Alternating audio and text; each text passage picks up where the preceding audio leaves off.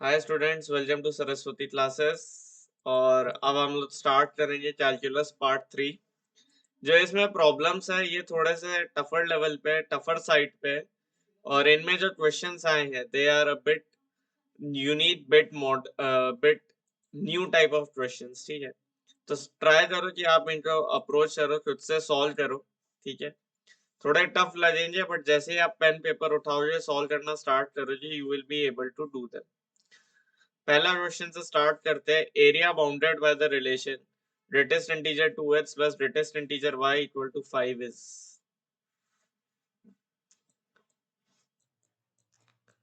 तो अगर मुझे एरिया निकालना है तो मुझे फिगर चाहिए, राइट। ग्राफ बनाना पड़ेगा इसका। ऑल राइट, बना सकते हैं, कोई दिक्कत नहीं। तो यहाँ अगर x y मेरा ग्रेटर देन 0 है तो greatest integer 2x plus greatest integer y basically मेरे होल नंबर्स है, राइट। तो ये मेरा let us say a plus B equal to 5 है, जहाँ a और b मेरे होल नंबर्स है। ठीक है, तो इसका ग्राफ कैसे बनेगा मुझे ये सोचना है। तो देखो, a और b के रिस्पेक्ट में ग्राफ क्या बनेगा हमें उससे मतलब नहीं, हमें x और y के रिस्पेक्ट में कैसे बना। ठीक है, तो देखो जो पॉसिबिलिटीज है वो क्या क्या है। 5 0, 4 1, 3 2, 2 3, 1 4। ठीक है, अच्छा बट अब एक चीज ध्यान में रखो कि अगर मान लो मैंने बोला कि ग्रेटेस्ट इंटीजर y मेरा 0 है, हाँ हो सकता है, ठीक है, एंड 0 5, यही पॉसिबल केसेस है, राइट। कि मेरा greatest integer 2x plus greatest integer y 5 हो, तो ये दो केसेस पॉसिबल है। ये मतलब ये 5 केस पॉसिबल आएंगे, ठीक है, सॉरी 6 केसेस, राइट। अब अगर मैं पहला केस लूं तो मेरा जो पहला केस बन रहा है that is my greatest integer 2x equal to 5 और greatest integer of y equal to 0। तो अगर मैं इसको इनइक्वालिटी बना लूं और रेंज निकाल लूं x की, तो क्या मैं बोल सकता हूँ कि पहले केस के लिए 2x should be between 5 to 6 and h should be between 2.5 and 3 और y should be between 0 and 1। तो ये मेरा पहला जो है रेक्टेंगल बनेगा, ठीक है, जिसमें मेरी x डायमेंशन 2.5 से 3 है और y डायमेंशन 0 से 1 के बीच में। तो अगर मैं ऐसा प्लॉट बनाऊं, पहला रेक्टेंगल लेट अस से 0, 2.5, 0, 1, 2, 2.5, 3।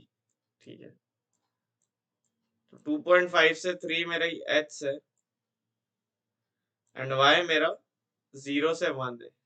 ठीक है, तो एक इस टाइप का मेरे पास रेक्टेंगल बन रहा होगा पहले केस के लिए, राइट। और इसका एरिया अगर मैं देखूंगा तो ये 0.5 आएगा।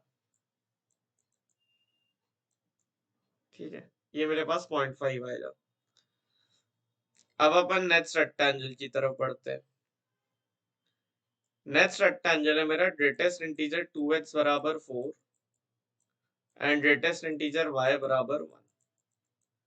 तो क्या यहाँ मैं बोल सकता हूँ मेरा 2x जो है वो 4 से 5 में आना चाहिए और जो मेरा y है वो अगेन 1 से 2 में आना चाहिए। तो मेरा जो x आएगा वो बेसिकली 2 से 2.5 में आएगा और y जो है वो मेरा 1 से 2 में है। तो y हाइट अगर मेरी 1 से 2 है और x मेरा 2 से 2.5 के बीच में है, तो कुछ इस टाइप का रेक्टेंगल बन जाएगा, राइट। ये नाउ क्या मुझे ये पूरे ग्राफ्स बनाने की जरूरत है? नहीं है। यहीं पे आता है difference between algebraic and graphical method. अगर मैं एक एक केस लेता जाऊंगा तो मुझे बहुत दिक्कत आएगी। बट अगर मेरा greatest integer 2x is something a and my greatest integer y is b, तो एक बात तो श्योर है कि मेरा h 2h जो है a से लेके a+1 के बीच में आएगा। ये अब आपको थोड़ा समझना है, ठीक है, ये रीजनिंग समझना। तो कैलकुलस में बहुत आपको थोड़ा सोचना पड़ता है ना, अलग अलग बेस से। अगर मैं पूरा ग्राफ बनाने लगूंगा बहुत टाइम लगेगा। मैंने दो एग्जांपल इसलिए लिए ताकि अब आपको क्लियर अंडरस्टैंडिंग बने हम कैसे करेंगे। जब आप एग्जाम में ये क्वेश्चन सर, तो ध्यान रखना कि you always do it like this only. तो मेरा ग्रेटेस्ट इंटीजर 2h से है और मेरा ग्रेटेस्ट इंटीजर y b है। तो क्या मैं यहां से बोल सकता हूं कि जो मेरा 2h आएगा that should be between a से a+1, और मेरा y जो है वो तो हमेशा b से b+1 के बीच में ही रहेगा, राइट। कोई दिक्कत नहीं आएगी इसमें। इसे थोड़ा सा बड़ा लिख देता हूँ। ये चीज आई थिंक आपको क्लियर होगी, राइट।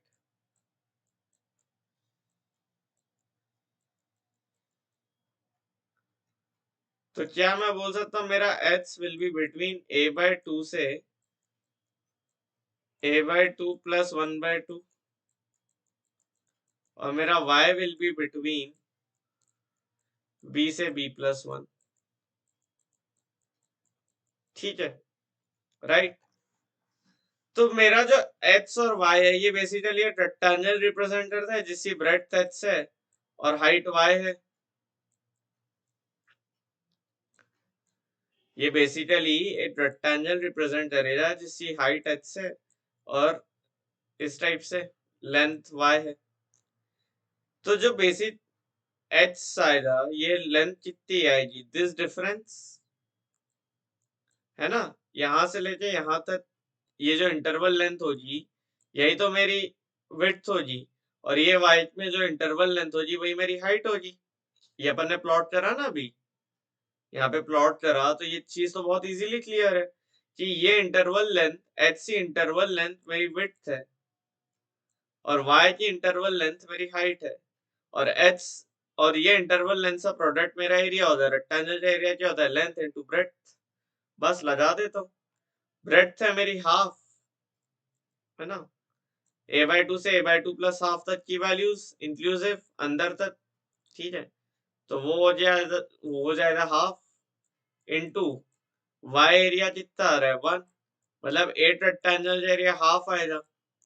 ऐसे कितने रेक्टेंगल्स है, 1 2 3 4 5 6 रेक्टेंगल है, तो हाफ इंटू 6 3 मेरा एरिया आ जाएगा। तो इसका आंसर क्या बनेगा, 3 बनेगा। ऑलराइट, इसका आंसर 3 बनेगा।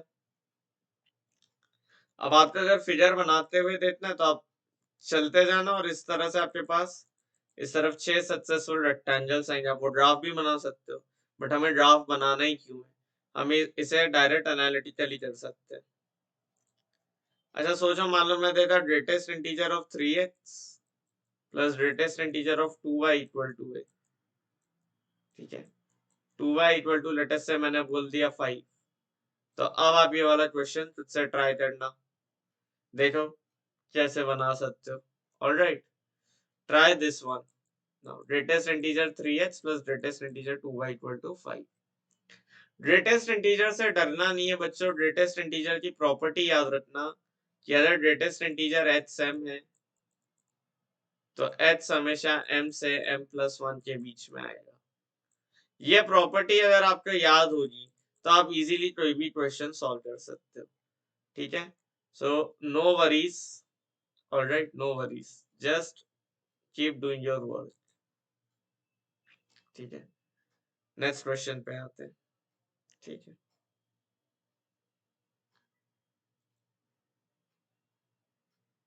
हम्म,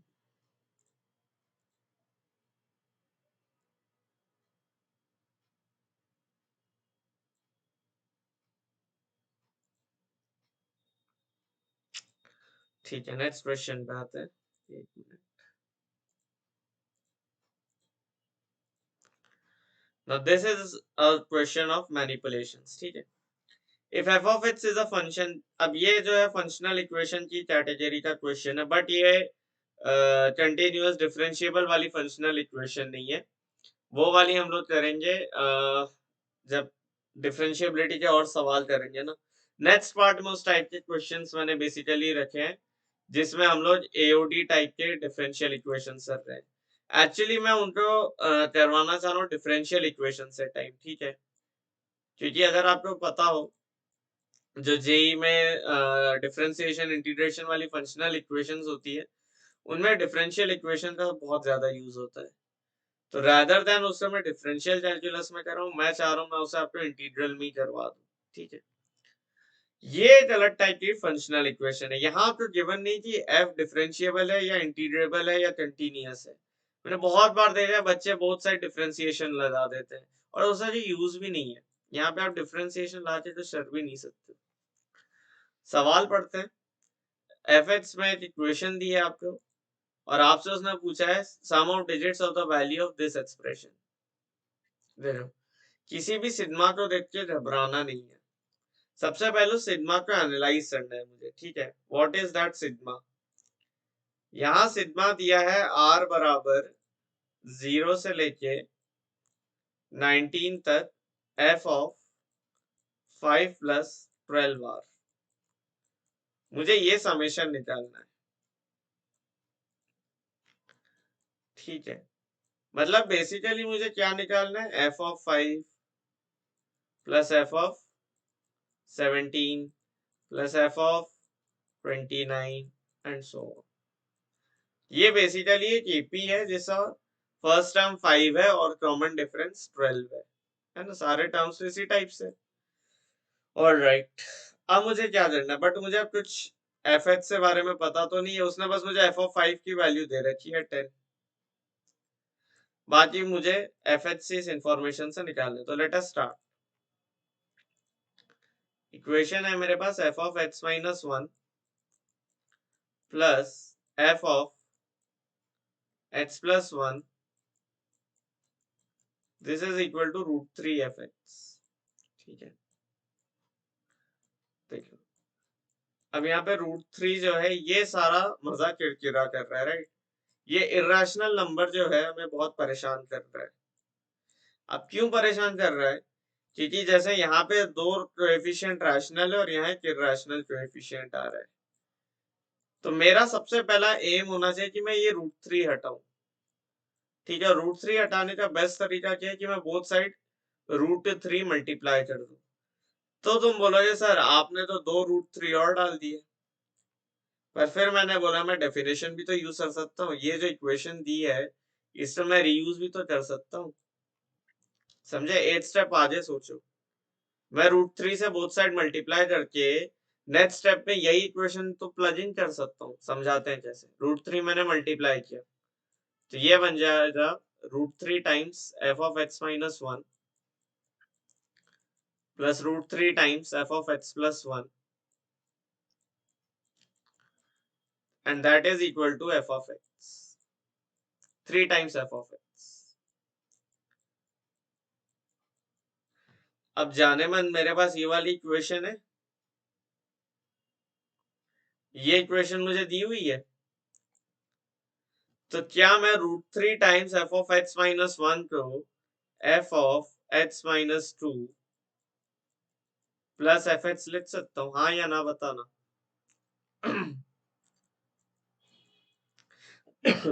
ये लिख सकता हूँ ना मैं। इस डेफिनेशन में एच सी जगह एक्स माइनस 1 पुट कर दूं तो √3 एफ ऑफ एक्स माइनस 1 को ऐसे लिख सकता हूँ, ठीक है। Plus √3 F of x plus 1, अब एच सी जगह एक्स प्लस 1 डाल दो तो अब ये बन जाएगा F of x plus F of x plus 2। This is equal to 3 times F of X. तो अब मेरे पास ये इक्वेशन बन रही है, मेरे पास इक्वेशन बन रही है F of x minus 2 plus F of x plus 2 that is equal to F X. I am getting this type of equation, मेरे पास एक ऐसी इक्वेशन आ गई। अच्छा, बट अभी भी मैं कुछ डिड्यूस नहीं कर पा रहा हूँ, राइट?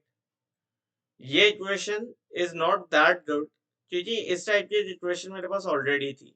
हाँ, मैंने रैशनल कोएफिशिएंट हटा दिया, रैशनल कर दिया। Let's see if we can achieve something more useful for us. तो मेरे पास एच एफ एच इधर है। अब मैं एच एफ एच अगर क्रिएट करने की कोशिश करूं और मैं एच सी जगह एच प्लस टू डाल दूं, तो क्या मेरे पास इक्वेशन आ रही है F of x plus F of x plus four equal to F of x plus two, right? यही आ रही है। हाँ सर, आ तो रही है। और मैं एफ ऑफ एक्स की जगह अब F of x minus two plus F of x plus to डाल दूं, तो मेरा काम तो हो गया। मैं एफ एच की जगह F of x minus two plus F of x plus to डाल दूं, तो अब मेरे पास एक अच्छी इक्वेशन आ रही है कि F of x minus two plus F of x plus four,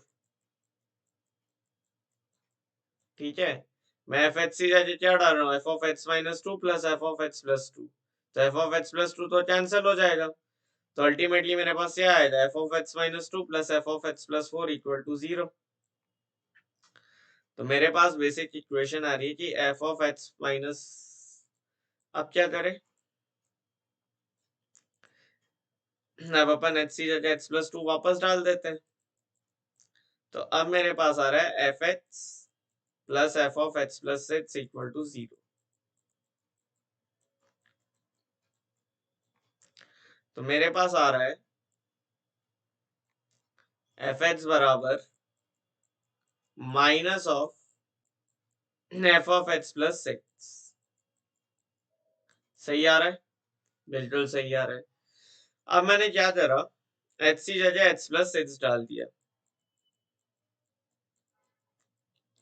तो मेरे पास आ जाएगा F of x plus six बराबर minus of F of x plus twelve, और f of x plus six है माइनस एफ एक्स, तो minus f x बराबर minus f of x plus twelve. तो f x equal to F of x plus twelve आ गया। आपका सवाल खत्म हो गया। सवाल खत्म हो गया मेरे बच्चों, क्योंकि मेरी जो एपी थी, ये इसका कॉमन डिफरेंस तो 12 है। मतलब 8 अगर मेरा एफ एक्स है, फिर एफ ऑफ एक्स प्लस 12 है, फिर इसमें प्लस 12 है, तो बेसिकली तो मैं यही बोल सकता हूँ कि F of 5 equal to F of 17 equal to F of 29 and so on. ये जितने भी टर्म्स बनेंगे,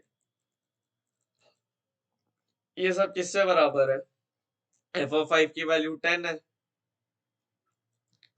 तो ये बेसिकली क्या बन जाएगा, 10 प्लस 10 प्लस 10, कितनी बार,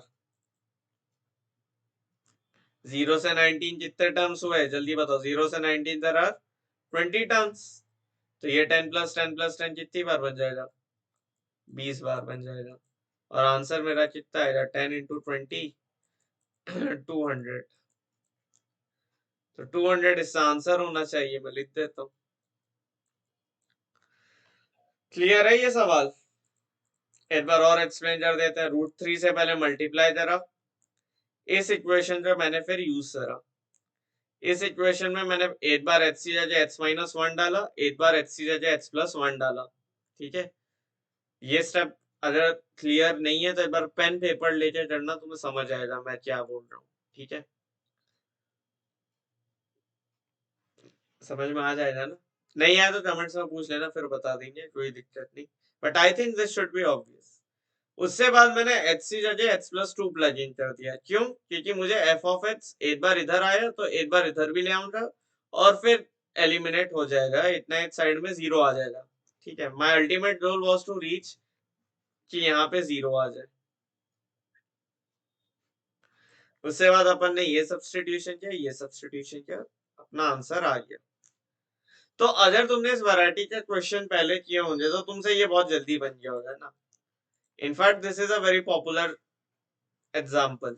ये कोई बहुत यूनिक एग्जाम्पल नहीं है, बट ये बहुत टफ क्वेश्चन है अगर तुम फर्स्ट टाइम कर रहे हो, क्योंकि इस टाइप का मैनिपुलेशन थोड़ा सा टफ होता है। ठीक है, बट ये फंक्शनल इक्वेशन है, बेहतरीन एग्जाम्पल है, और इसी लेवल का जो है जेई में आता है। Okay, next problem.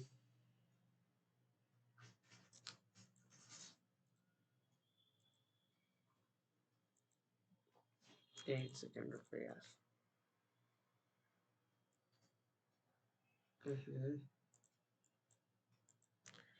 एक स्ट्रेट लाइन ड्रॉ करना सबसे मुश्किल काम लगता है मुझे तो। ठीक है, हो गया। थोड़ी सी ही गई but no problem.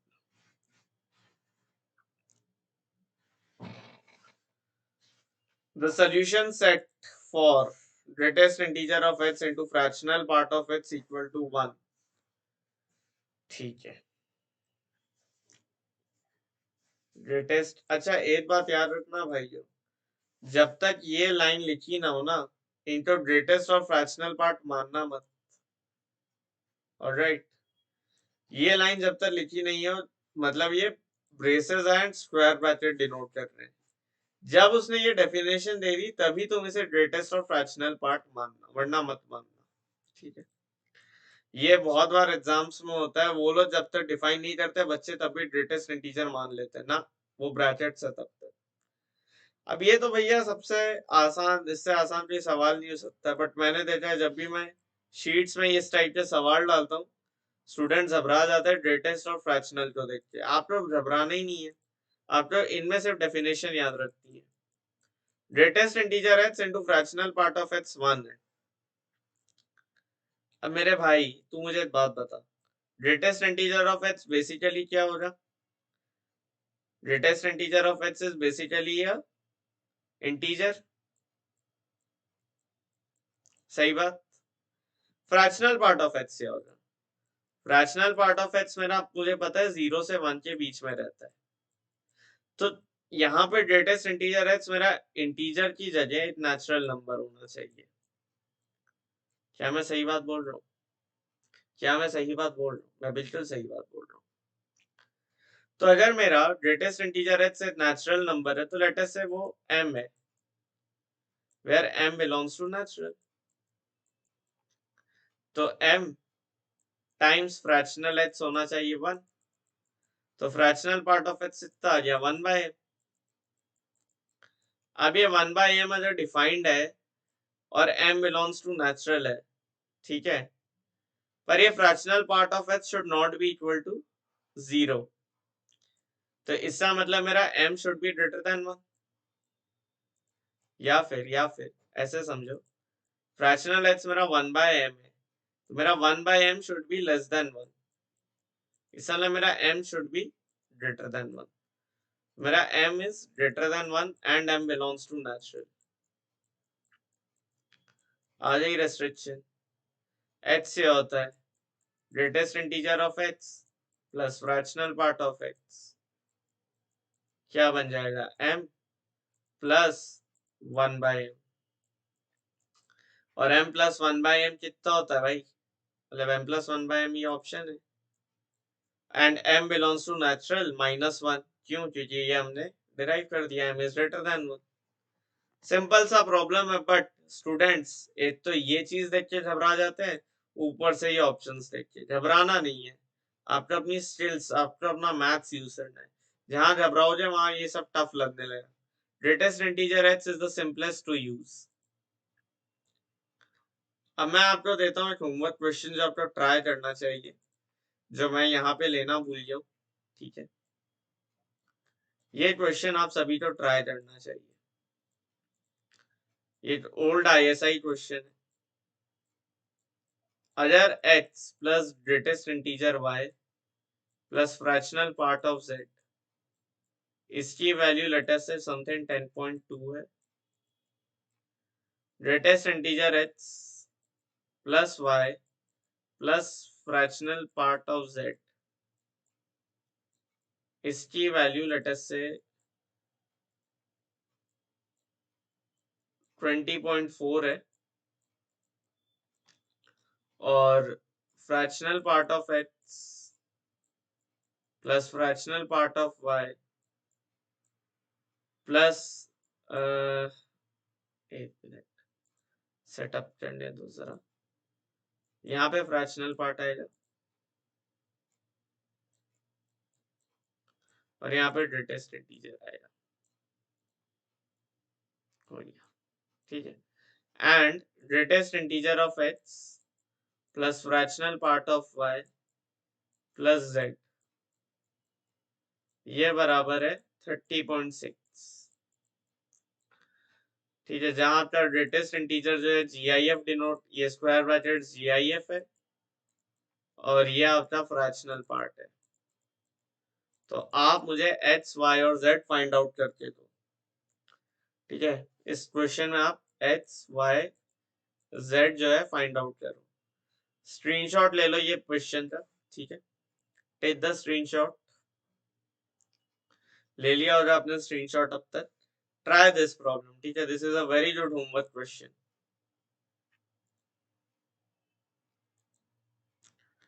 Next problem, अब जो है ये वाला जो प्रॉब्लम है, ये अगेन बड़ा इंटरेस्टिंग प्रॉब्लम है। ये मैं मानता हूँ थोड़ा सा ज्यादा मैनिपुलेटिव प्रॉब्लम है, बट अगेन अगर आप मेरे चैनल पे क्वेश्चन कर रहे हो स्टार्टिंग से, तो अब आपको ये प्रॉब्लम्स उतने टफ नहीं लगेंगे। Now I made easy these problems easy for you. कह रहा है F X is R minus 3/2 to R, ठीक है। ये जीरो नहीं होना चाहिए, बहुत अच्छी बात है। ये आर टू आर होता तो हम क्वेश्चन बोनस से लिए कर देते। f1x is equal to fx, f1x is equal to fx, fnx equal to f of n minus 1x for n greater than equal to 2, then f of 2008x plus f of 2009x is alright. बच्चे यहाँ पे फिर घबरा जाते हैं, ये सब values देखते कि बड़ी बड़ी वैल्यूज, इतना बड़ा बड़ा सब, कोई दिक्कत नहीं, आपको पैटर्न ढूंढना है। आपने जैसे ही इस टाइप का क्वेश्चन देखा, आपने पैटर्न ढूंढना है। एफ एक्स बराबर दिया है 3x plus 5 upon 2x minus 3। ये बहुत आइडियल क्वेश्चन, इस टाइप का क्वेश्चन मेंस में आने के लिए, क्योंकि मेंस आजकल ओलंपियाड टाइप सवाल बहुत ज्यादा देने लगा है। f1x is equal to fx and fnx equal to f of n minus 1x, ये मुझे गिवन है, ठीक है। तो अब तुम एक बात देखना, लाइक मैंने f2x निकाला, तो वो बेसिकली क्या हो जाएगा, f of 1x,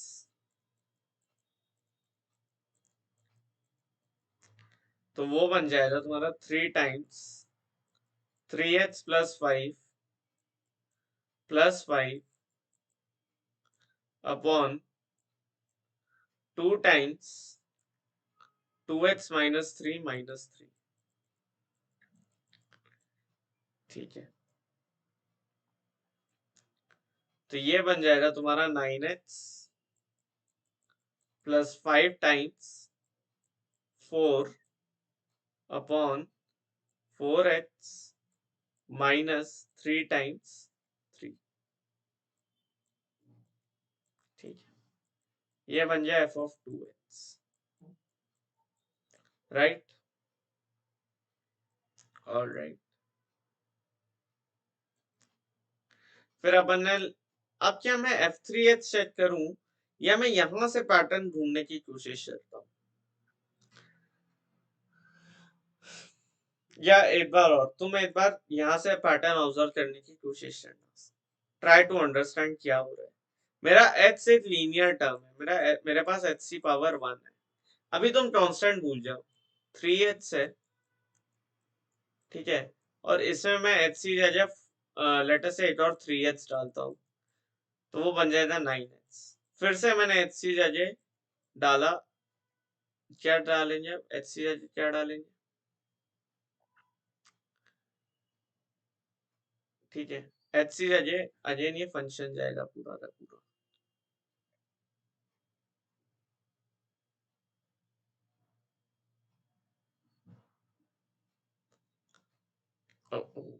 अपन ने एक गलती करी इसमें, फ्रैक्शन का तो ध्यान ही नहीं दिया।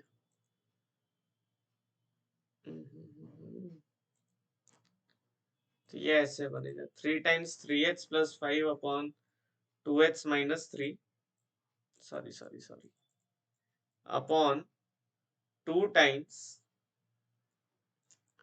3h plus 5 upon 2h minus 3 plus 5। अब ठीक है, तो क्या बन जाएगा ये, अपन ने जैसे ही किया 19h, 19h आ रहा होगा, ठीक है, 19h और कांस्टेंट क्या बन रहा है ऊपर, 0 बन रहा है ना,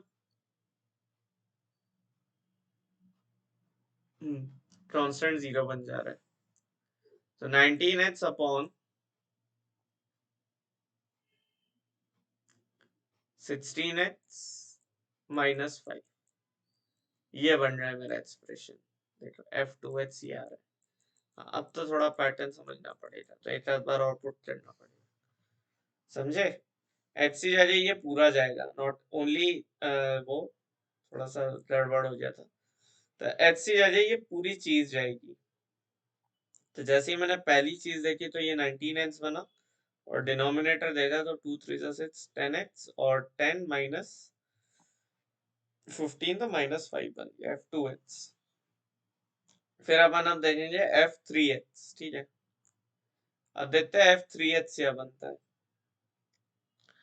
तो जब मुझे F3H देखना है तो एच सी जगह क्या आ जाएगा, ये पूरी चीज 19 times h upon 16h minus 5,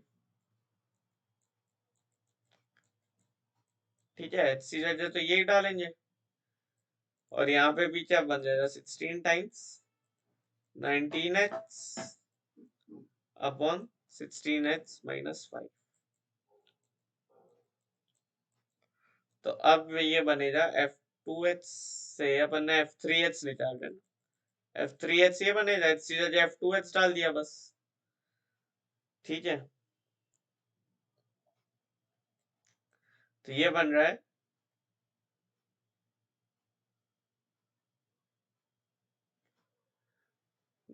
H C जगह 16h माइनस 5, एक सेकेंड, कंपोजिशन करना ध्यान से करना, सॉरी। एच सी जगह अपन ने डाला 19 times 19h upon 16h minus 5 upon 16 times 19h upon 16h minus 5 minus 5, ठीक है, ये मेरा F3H बना। तो मेरा F3H आ रहा है 19 square h upon 19 square h upon 16 into 19h minus 5. This will be my F3H. अब इसी तरह अगर मैं F4H करूंगा तो क्या बनेगा, अगर मैं F4H लिखूंगा तो एच सी जगह यही था, यही पूरा का पूरा चला जाएगा, राइट। तो ये बन जाएगा 19 cube h upon 16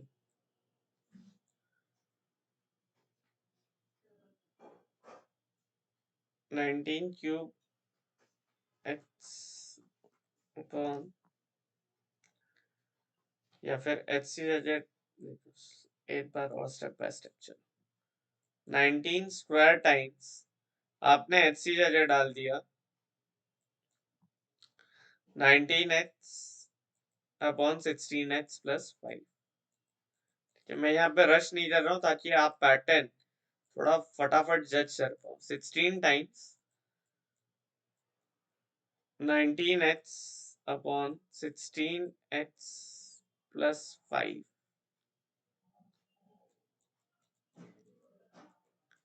minus 5, right? ये बन जाएगा। तो जब मैं इसे सिंप्लीफाई करूंगा तो मेरा f4h बेसिकली आएगा 19 cube h upon 16 times 19h minus 5।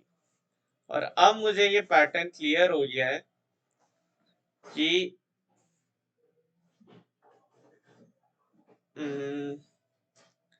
fnh is basically 19 की power n minus 1h upon 16 times 19h minus 5। अब इसमें आप n की दोनों वैल्यू डालते सब्सट्रैक्ट करके आंसर निकालना and tell me what you get as your answer. ठीक है, क्योंकि यहाँ से भी अगर मैं ही बताने लगा तो this will again become spoon feeding, जो मैं नहीं करना चाह रहा हूँ आपको। So now your task is to find the answer. ठीक है, find the answer yourself.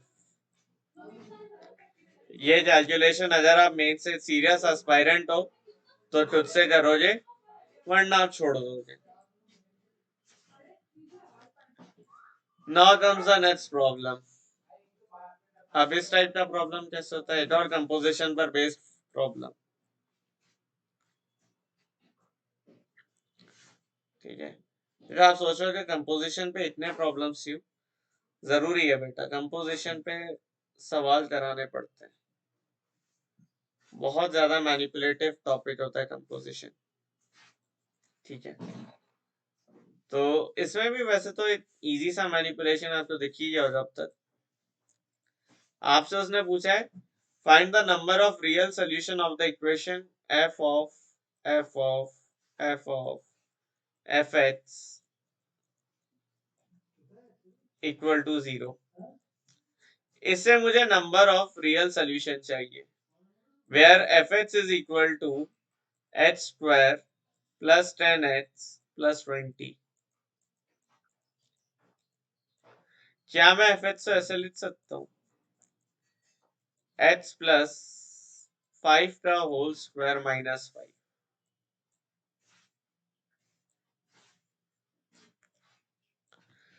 And that's it. अब जैसे ही मैंने यहाँ पे लीनियर बना दिया तो कोई दिक्कत ही नहीं है। क्यों? क्योंकि जब मैं f ऑफ fx करूंगा, when I will do f of fx, जब मैं f of fx करूंगा तो वो बनेगा h प्लस 10 का होल स्क्वायर माइनस 5। तो अगर f of f of f of मतलब यहाँ पे 4 f है, राइट? 2 f थे तो 10 हो गया, तीसरे पे 15, तो 4 f ही basically h plus 20 whole square minus 5 equal to 0 बन जाएगा। अब इससे अगर मुझे नंबर ऑफ सोल्यूशन चाहिए तो h प्लस 20 का होल स्क्वायर 5, तो h अपने पास इतना आ जाएगा √5 माइनस 20 प्लस माइनस √5 माइनस 20, तो 2 इसका आंसर आएगा। There are 2 real solutions. ठीक है, देयर आर 2 रियल सॉल्यूशंस। ठीक है, तो पूरा क्वेश्चन सिर्फ इतना सा था कि आपको h square plus 10h plus 20 को इस फॉर्मेट में लिखना है। जो नहीं लिखेगा वो इसे बाई क्वाड्रेटिक में ओपन करता रहेगा, जरूरत नहीं है, नीड नहीं है। ठीक है, this is the way you have to write this. Alright, moving on to the next problem. अच्छा, एक्चुअली एफ एच से h प्लस 5 का होल स्क्वायर माइनस 5। ठीक है, ठीक है, let's move on to the next problem. मुझे इसकी range निकालनी है, मुझे इस एक्सप्रेशन की रेंज निकालनी है।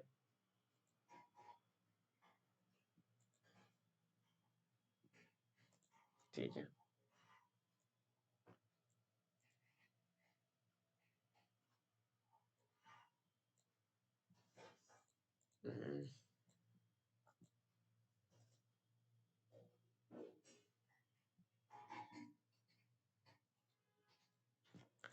मुझे इस नंबर की रेंज निकालनी है अगर, तो क्या करना चाहिए?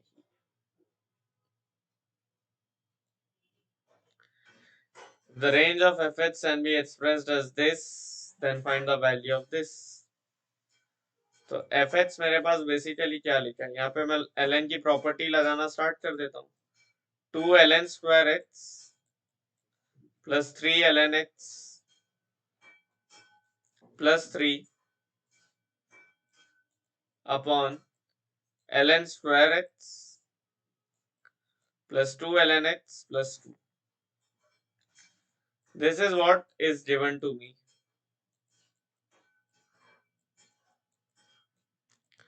मैंने ln x को t मान लिया, ठीक है। ln x को मैंने t मान लिया, तो fx मेरा एक फंक्शन इन t बन जाएगा g of t, which is equal to 2t square plus 3t plus 3, 2t square plus 3t plus 3 upon t square plus 2t plus 2.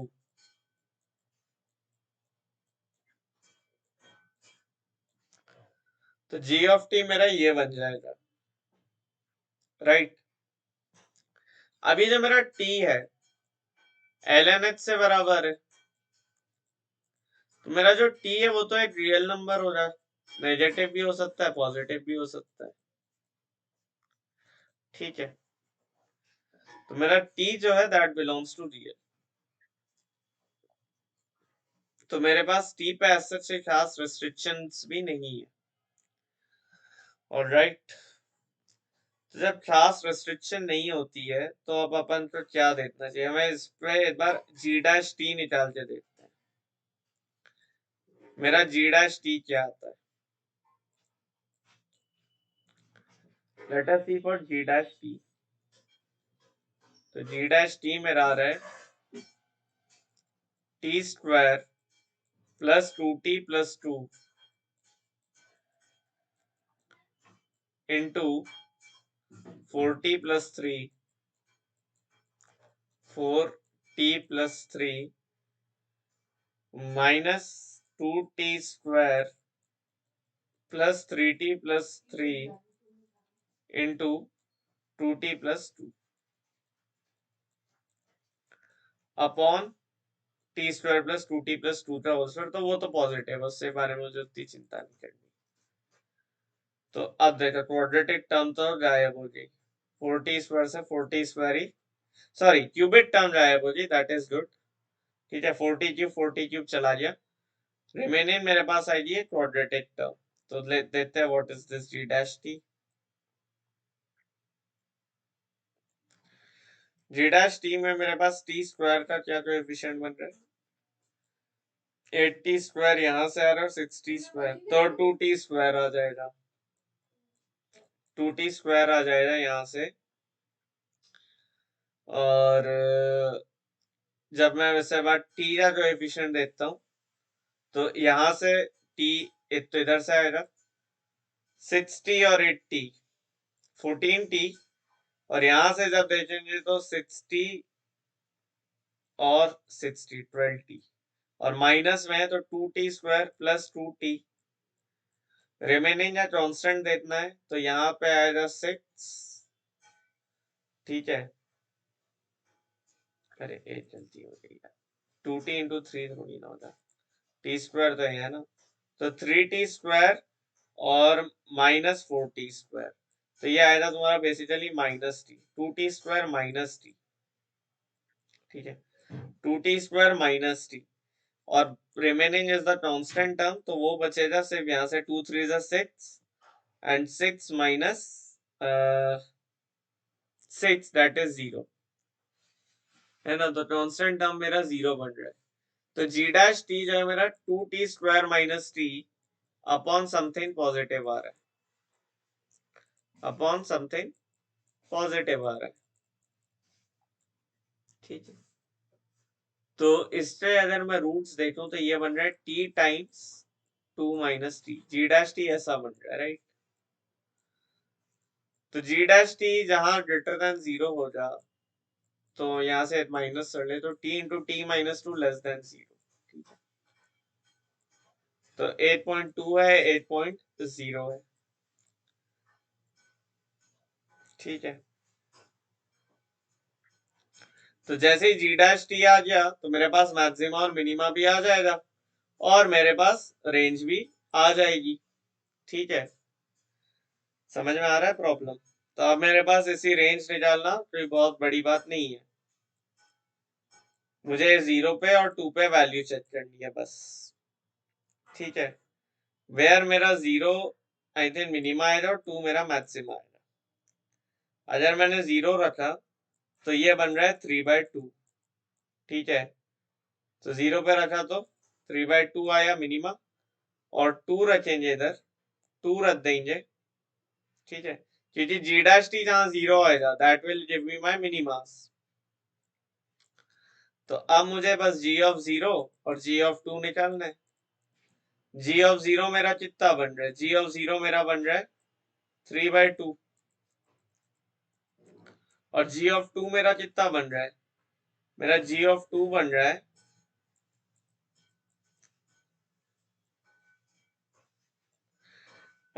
इसमें मैंने 2 डाला तो 2 square 4, 4 2 8 plus 6 plus 3 upon 4 plus 4 plus 2, 17 और 17/10।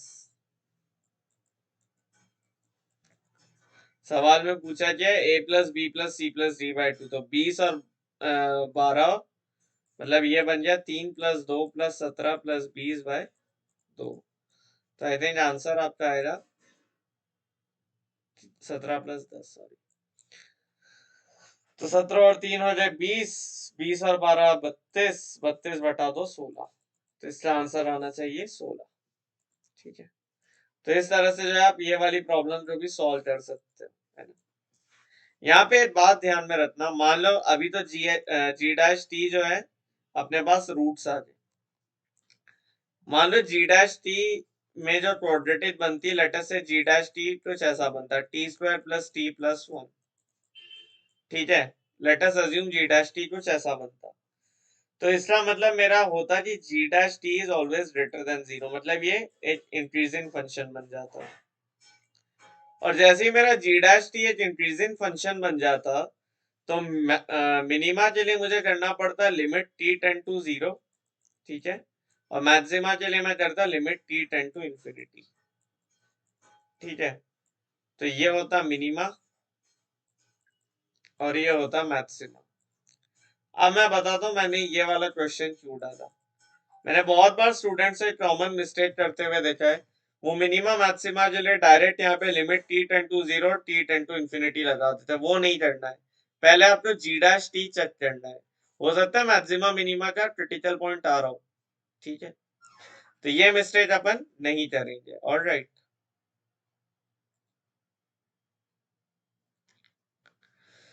चलो, functions के question होते हैं यहाँ पे समाप्त और लिमिट से सवाल अब होते हैं स्टार्ट।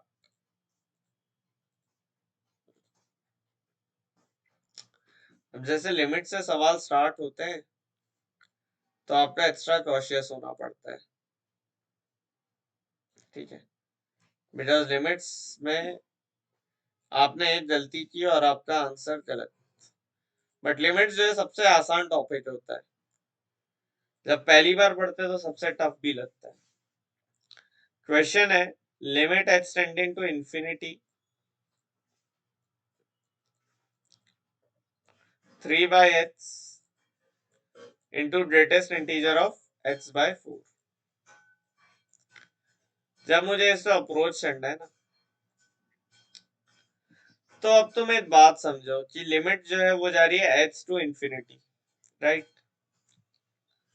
लेटस से मैंने अज्यूम करा my h is of the format 4k plus r, कर सकता हूं, जहां पे मेरी k टेंड्स टू इंफिनिटी, और r तो मेरा 0, 1, 2 या 3 है। आर मेरा इसमें से कुछ एक आएगा। ठीक है, R belongs to this set and K tends to my infinity. तो इस लिमिट को क्या मैं ऐसे लिख लूं, limit K tends to infinity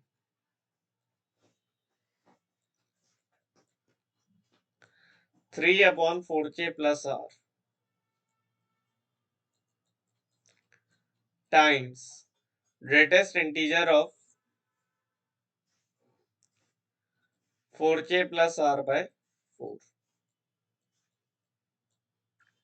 ठीक है, तो इसी का मैं लिख सकता हूँ limit k tend to infinity 3/4k plus R times greatest integer k plus R by 4। अब limit k tend to infinity है, तो मेरा जो ग्रेटेस्ट इंटीजर k है वो बेसिकली k ही बन जाएगा, राइट। k तो मेरा इंफिनिटी जा रहा है, तो ग्रेटेस्ट इंटीजर k बन जाएगा। तो यहां मैं इसको ऐसे लिख सकता हूँ, limit k tend to infinity 3/4k plus R into k plus greatest integer of plus 3 times greatest integer R by 4। और ग्रेटेस्ट इंटीजर आर बाय 4 तो मेरा 0 ही होगा, क्यों, क्योंकि आर मेरा 4 से लेस है, तो आर बाय 4 1 से कम है, तो ये तो 0 आ गया, खत्म। तो limit k tend to infinity 3k/4k plus R, तो k से आप न्यूमरेटर डिनोमिनेटर में डिवाइड कर दो, ये बन गया limit k tend to infinity 3/4 plus R by k which is equal to 3/4। तो आंसर मेरा कितना आएगा, लिमिट है p बाय q, तो p प्लस u चाहिए, तो p plus u 7, p3r4 q4, तो आंसर आ जाएगा 7। ठीक है, this was again a pretty easy problem अगर आपको ये कॉन्सेप्ट आता है। ठीक है, ग्रेटेस्ट इंटीजर हैंडल करना आना चाहिए। ठीक है, याद रखो जब भी ग्रेटेस्ट इंटीजर कुछ ऐसा है ना, h by i where i is a positive integer, तो h से तुम लोग इस टाइप से लिखने की कोशिश करो, k1i plus r where r is less than i, है ना। इस अपन यूक्लिड्स डिवीजन लेमा बोलते हैं। ये ग्रेटेस्ट इंटीजर h में काफी काम में आता है। ठीक है, this is very very useful. Next question देखते हैं।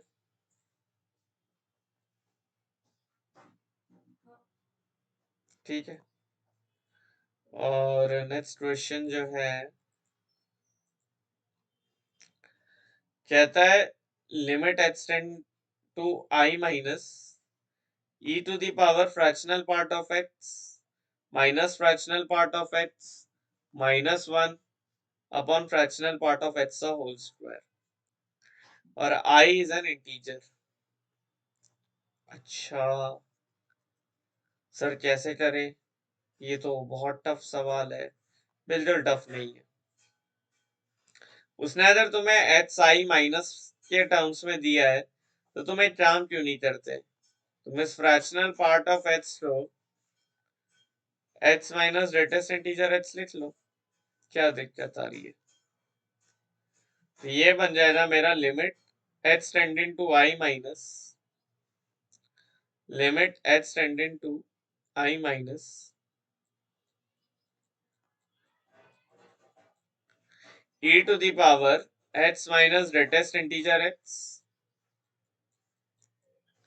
minus greatest integer x minus 1 upon h minus greatest integer h of whole square।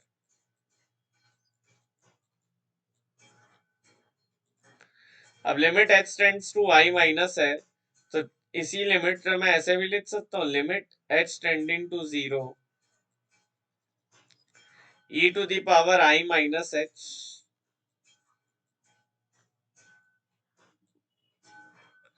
minus greatest integer of I minus h minus greatest integer of I minus h -1 upon I minus H minus greatest integer of I minus H whole square. ठीक है, इस type से ये limit अपन लिख सकते हैं।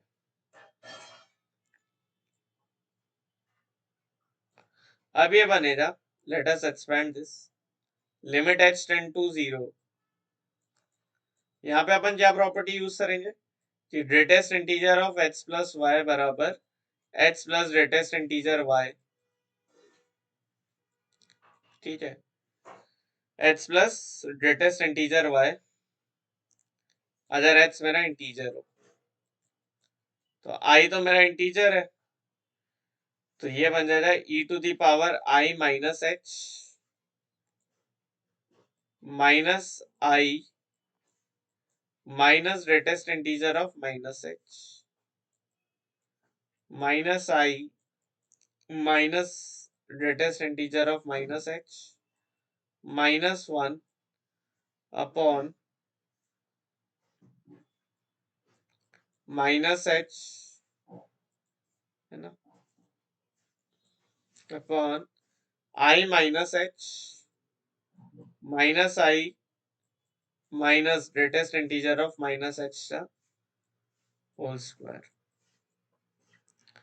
तो यहां से अब अपन के पास यहाँ पे लिमिट एक्सपेंड करनी है,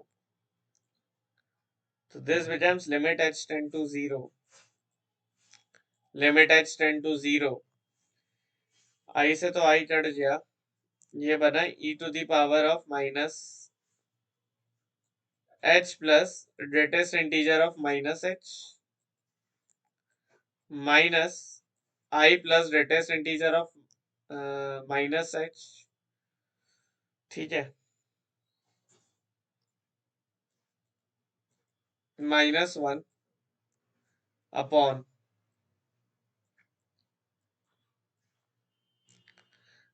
h plus greatest integer minus h का होल स्क्वायर।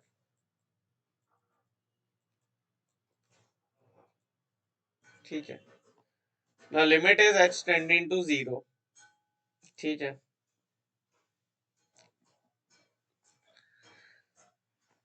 तो यहां से अपन सीरीज एक्सपेंशन लगा सकते हैं, यहां से अपन सीरीज एक्सपेंशन लगा सकते हैं, तो ये बन जाएगा limit h tending to 0 e to the power minus h लेकर, right, e to the power h का सीरीज एक्सपेंशन होता है 1 plus h square by 2 factorial है सो ऑन।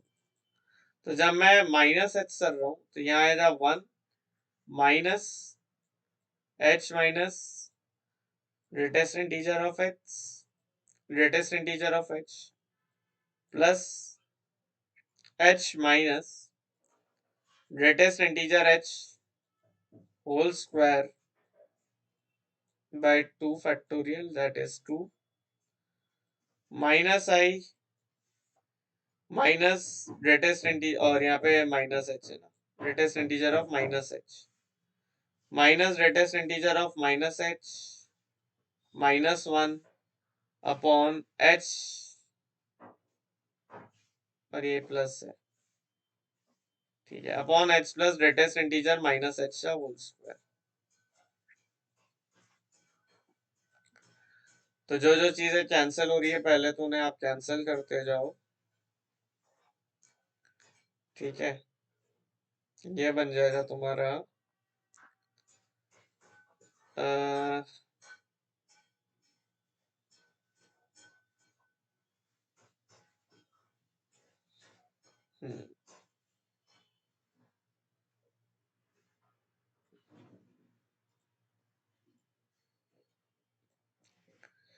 यहाँ से अपन क्या कर सकते हैं, यहाँ से अपन क्या कर सकते हैं,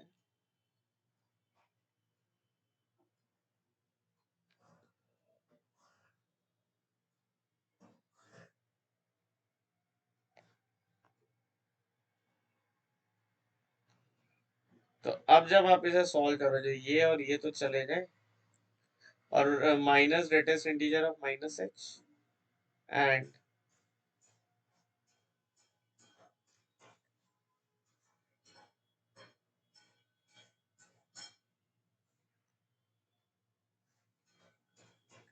एंड ये और ये भी कैंसिल हो जाए, right? So now you will have limit h tend to 0, आपके पास ये बच रहा है h plus greatest integer of, तो नाउ आई थिंक यहां से आप इससे डिवाइड कर दोगे न्यूमरेटर और डिनोमिनेटर में, तो ये आपके पास बचेगा I/2, तो the answer to this should be I/2, ठीक। तो इस तरह से अगर हम लोग लिमिट यूज कर लें तो this is a good question, ये एक अच्छा टफ सवाल है, बट आपका फ्रैक्शनल एक्स और ग्रेटेस्ट इंटीजर एक्स मैनेज करना आना चाहिए। ओके, ये तो बहुत पिद्दी सवाल है, इससे तो अपन यही निपटा देते फटाफट। ध्यान से देखो, h से मैंने न्यूमरेटर और डिनोमिनेटर में डिवाइड कर दिया ना, ये तो बस आपको फॉर्म था कि ये वाली फॉर्म पर करते जाना, ये बन जाएगा 1-3/x अपॉन 1+2/x की power x, limit h tend to infinity, तो ये बेसिकली मेरा 1 की पावर इंफिनिटी बन रहा है, ये मेरा 1 की पावर इंफिनिटी बन रहा है, तो बस यहाँ पे लगा दो e⁻ limit h tended to infinity fx-1 times gx, तो ये बन जाएगा -5/x, ठीक है। fx-1 क्या बन जाएगा 5/x, 1-3/x -1 -2/x, ठीक है। तो fx-1 ये बन जाएगा, क्या नीचे रहेगा 1+2/x, ठीक है, लिख लो इसे, कोई दिक्कत नहीं है ना। नीचे ये रहेगा बस times g of x is our x, तो ये बन जाएगा e⁻ limit h tended to infinity -5 upon 1+2/x which is equal to e⁻−5, क्योंकि जैसे लिमिट h टेंड टू 0 जाएगा ये टेंड टू 0 हो जाएगा, खत्म। इसका आंसर आएगा e⁻−5। The purpose of this question just to remind you this formula कि 1 की पावर इंफिनिटी में अगर हमारा fx की पावर gx है तो आंसर बनता है e⁻ limit h tending to infinity fx-1 into gx,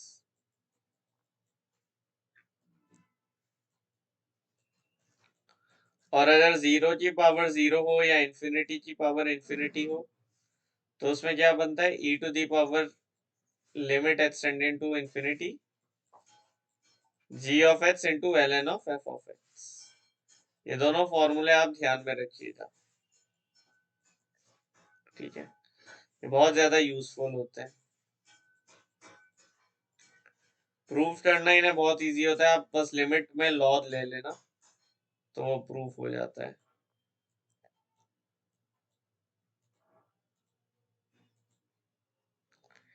ठीक है। Limit h tend to infinity, ठीक है जी। तो आई होप ये आपको थ्योरी याद होगी, नहीं है तो ये फॉर्मूले याद रखना क्योंकि मेंस का फेवरेट पैटर्न बन गया ये वाली लिमिट, ठीक है।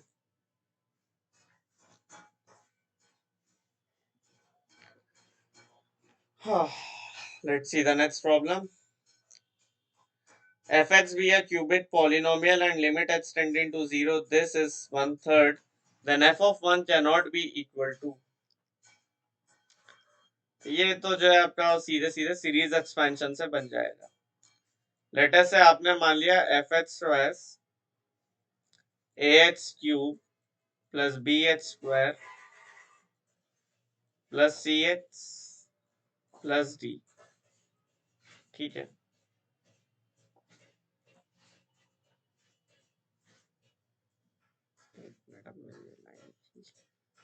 है ना, एफ एच तो आपने मान लिया A H cube plus B H square plus C H plus D. हम लोग चेक कर रहे हैं limit H tending to 0 sine square H upon F H, इसके बारे में मुझे कमेंट करना है और ये बराबर है 1/3 के। ठीक है, तो बस सीरीज एक्सपेंशन लगा दो साइन स्क्वायर एच सी। कहां तक लगाएंगे? सिर्फ थर्ड टर्म तक। क्यों? क्योंकि उससे ज्यादा की डिग्री का कंसीडर करने का कोई फायदा नहीं है। तो साइन स्क्वायर एच अपना बन जाएगा H minus H cube by 6 factorial, H cube by 3 factorial. बस यहाँ तक ही कंसीडर करो, आगे जाने का मतलब ही नहीं है। Upon A H cube plus B H square plus C H plus D. ये लिमिट 1/3 है। अब मैं h से न्यूमरेटर और डिनोमिनेटर में डिवाइड कर देता हूँ। h से न्यूमरेटर और डिनोमिनेटर में मैंने डिवाइड कर दिया, तो ये बन गया limit h tending to 0 1 minus H square by 6 divided by A H square. और एफ एच अगर A H U plus B H square plus C H plus D है, तो ये तो श्योर है कि मेरा a is not equal to 0। ठीक है, मेरा a is not equal to 0। ये बन जाएगा A H square plus B H plus c plus d by H. ये बन जाएगा इस तरह से। अच्छा, इसका होल स्क्वायर आ रहा है, इसका होल स्क्वायर आ रहा है, तो फिर वो एच स्क्वायर से डिवाइड हो जाए। एक मिनट, साइन स्क्वायर एच था ना, तो होल स्क्वायर हो जाएगा, तो H square plus H to the power 6 by something बनेगा, उसका तो यूज है ही नहीं। ठीक है, और माइनस फोर्थ डिग्री वाले का भी तो यूज नहीं है, 2ab तो भी मत लिखो। ठीक है, तो ये बन जाएगा एच स्क्वायर अपॉन, अपन बाकी सब नेगलेक्ट कर देंगे। ठीक है, A H cube plus B H square plus C H plus D, ये बराबर 1/3 है। अब आप एच स्क्वायर से डिवाइड करो, तो ये बन जाएगा limit H tending to 0 1 upon A H plus B plus C by H plus D by H square. This is equal to 1/3।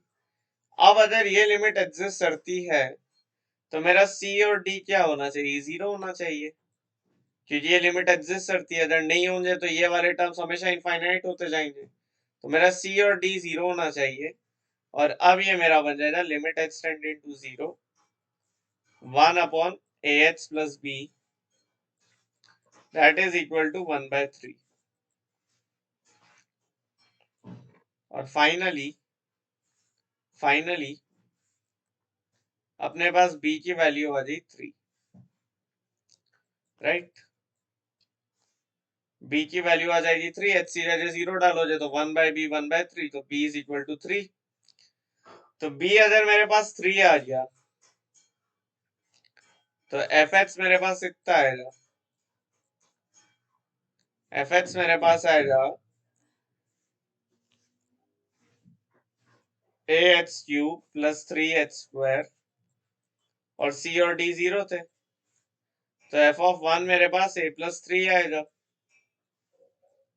और a is not equal to 0, तो a plus 3 is not equal to 3, तो F of 1 can not be equal to 3। तो जो answer आना चाहिए sir 3 आना चाहिए। तो ये तो आई थिंक आप भी अग्री करोगे, ये इजी सा सवाल है, बट मेंस से लिए बड़ा इंपॉर्टेंट हो जाता है। तो इस टाइप के सवाल आपको सॉल्व करने आने चाहिए। ये वाला पैटर्न देखना पीवाईक्यू में भरे पड़े, ए बी कभी निकालना रहता ना, this is a very good improvisation. तो बस आपको ये सीरीज एक्सपेंशन लगानी आनी चाहिए। ठीक है, सीरीज एक्सपेंशन आपको याद भी रखने। ऑलराइट, ये तो रिपीट हो गया। So this one is a very good problem. ये बहुत अच्छी प्रॉब्लम है। और मैं आपको ये आइडेंटिटी बार बार बताता भी रहता हूँ। आइडेंटिटी क्या है? ये पॉलिनोमियल एक्सपेंशन है, ठीक है। आपको ये पॉलिनोमियल एक्सपेंशन पता होना चाहिए। 1 minus A into 1 minus B into 1 minus C, this is given by, या फिर यहाँ पे -1 है तो फिर ऐसे ले लो, a minus 1 into b minus 1 into c minus 1। ये होता है आपका a b c minus a b minus b c minus c है, ठीक है। A b c, a b c will be in positive, ठीक है।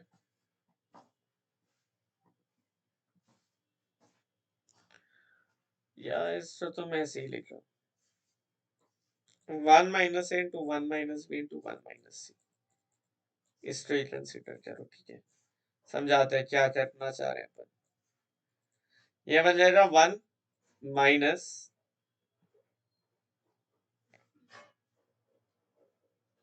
चलो पहले इसको ओपन करते हैं फिर देखते हैं ना क्या बनता है। बट इस टाइप की तुम्हें एक्सप्रेशन ओपन करने आनी चाहिए। लाइक ये बन जाएगा 1 minus 1 plus a b plus b c plus c है minus a minus b minus c minus a b c, इस टाइप का कुछ ये बनना चाहिए, ठीक है। Now if we multiply this with -1 on both the side, तो ये बन जाएगा तुम्हारा ए बी सी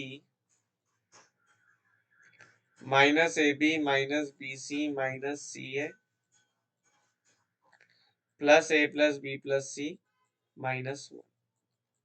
तो ये बेसिकली तुम्हारा -1 से मैंने मल्टीप्लाई किया है, तो -1 से मल्टीप्लाई किया तो तीनों में -1 डाल दो, तो a -1 इंटू बी, हाँ। तो ये आपका एक्सपेंशन याद होना चाहिए, थोड़ा सा मैं भूल गया। बट आपको पता होना चाहिए कि इस टाइप की एक्सप्रेशन से अपन ये जनरेट करते हैं, ये साइक्लिक प्रोडक्ट है ना, राइट। तो अब सर आप बोल रहे थे इसका इसमें क्या यूज है, तो यूज तो आ रहा है, बहुत जम के आ रहा है।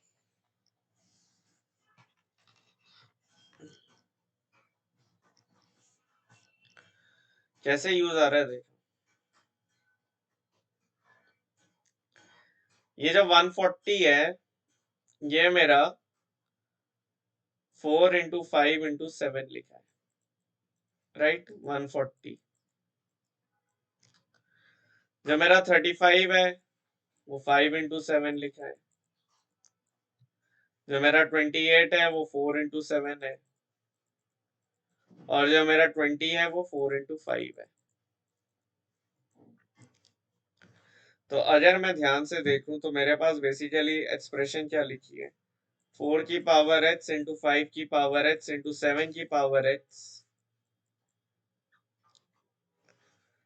माइनस